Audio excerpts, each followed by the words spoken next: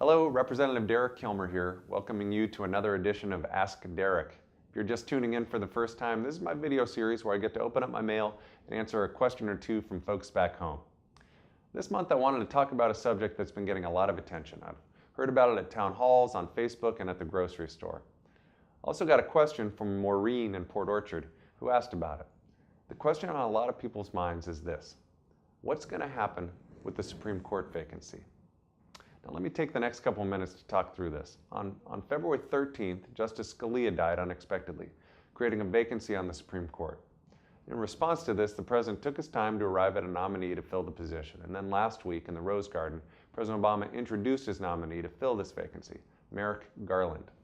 He introduced someone who has decades of experience in our legal system, someone who serves as the chief judge on the United States Court of Appeals for the District of Columbia Circuit.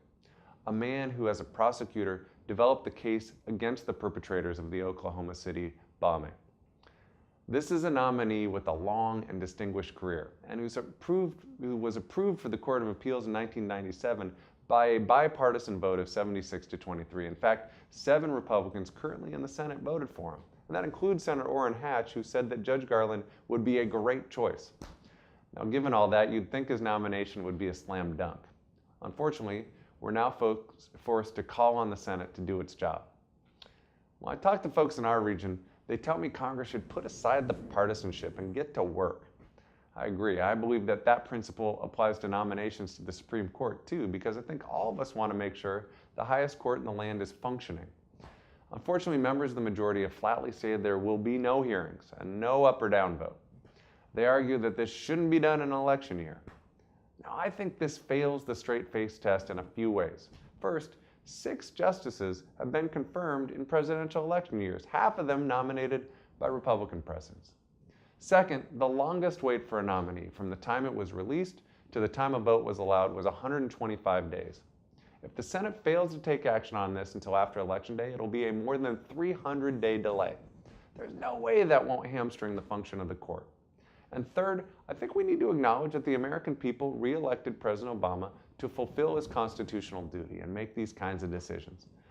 Well, not everybody voted for him. He was in fact elected, and he has a job to do. And the Senate needs to remember that and do its job too.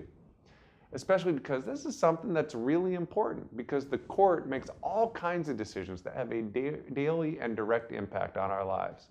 Just look at how the Citizens United decision in 2010 unleashed a flood of money into our elections and made people, Democrats, Republicans, and independents, feel left out of our democracy. Or the Shelby County versus Holder decision, which invalidated key pieces of the Voting Rights Act. It'd be a shame if the voice of a majority of Americans who brought back the president to the White House were left out here. But that's what will happen if Congress fails to even consider Judge Garland.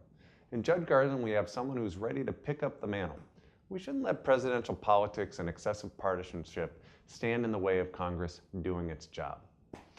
All right, everybody, thanks for tuning in, and please keep the mail coming.